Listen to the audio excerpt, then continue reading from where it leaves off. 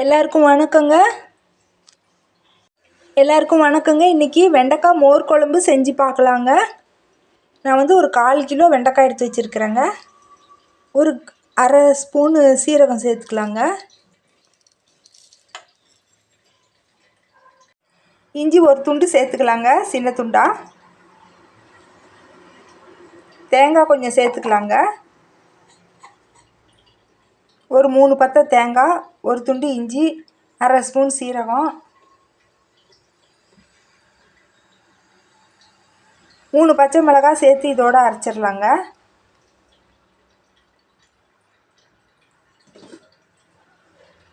பாருங்கள், துவரம் பருப்பு கொஞ்சமாக ஊற வச்சுருக்குறேங்க.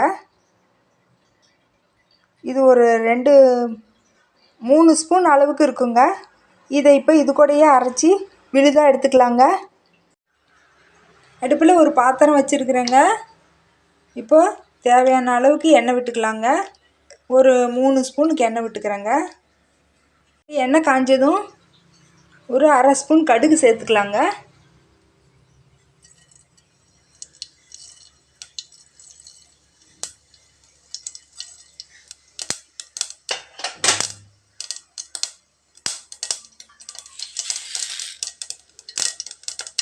வெந்தயம் ஒரு 1/4 ஸ்பூன் சேர்த்துக்கலாங்க.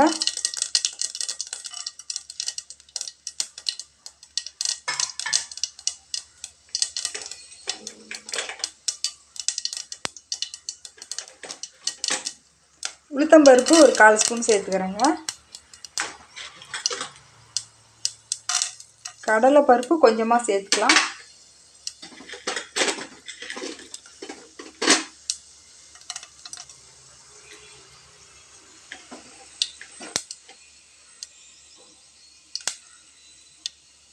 சீரகம் சும்மா ஒரு 4-5 சேர்த்துக்கலாங்க வாசத்துக்கு.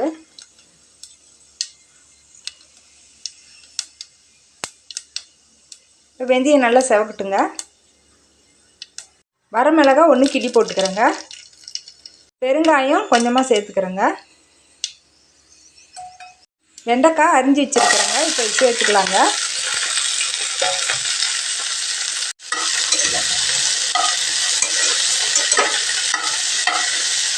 அனல் கம்மியாக வச்சு இதை நல்லா வதக்கிக்கலாங்க. வளவளப்பு போயிடும்.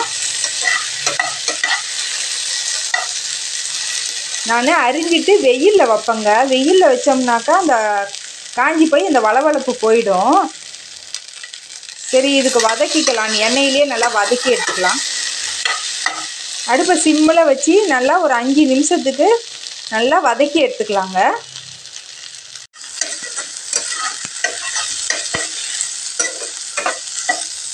எண்ணெயிலே நல்லா வதங்கிடுச்சுங்க. இப்போ அரைச்சி வச்ச விழுதை இதோட சேர்த்துக்கலாங்க.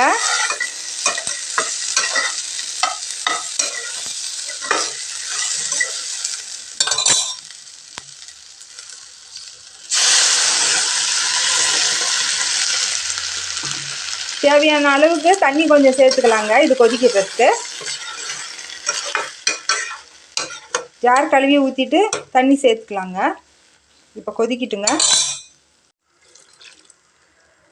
இப்போ மோர் வேற ஊற்றணுங்க. தண்ணி அளவாக ஊற்றிக்கலாம்.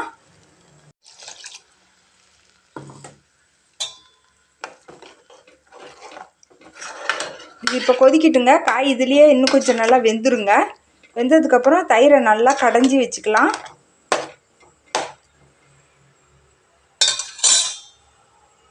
தேவையான அளவுக்கு உப்பு சேர்த்துக்கலாங்க.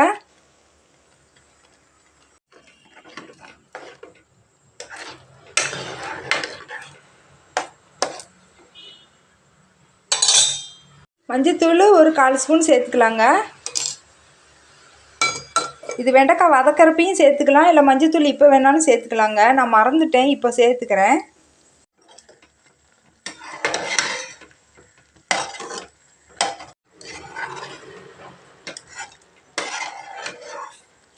கருவேப்பிலை கொஞ்சம் சேர்த்துக்கலாங்க. தயிர் எடுத்து வச்சுருக்குறேங்க. இப்போ இது நல்லா ஸ்பூனில் அடிச்சுட்டு எடுத்து ஊற்றிடலாங்க. அதில்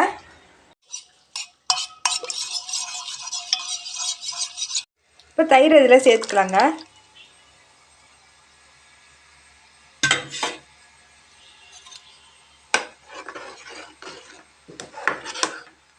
இப்போ நுரக்கட்டி வரட்டுங்க, கொதிக்கக்கூடாது. நுரக்கட்டி வரப்போ கொத்தமல்லி தழை போட்டுட்டு இறக்கிடலாங்க. உப்பு காரம் சரி பார்த்துக்கலாம். இப்போது இது நுரக்கட்டி வரட்டுங்க. அதுதாங்க நுரக்கட்டி வருதுங்க. இப்போ கொத்தமல்லி தழை போட்டுட்டு இறக்கிடலாங்க. இந்த மாதிரி செஞ்சு பாருங்கள், நல்லா ருசியாக இருக்குங்க. இன்னொரு வீடியோவில் பார்க்கலாங்க. நன்றிங்க.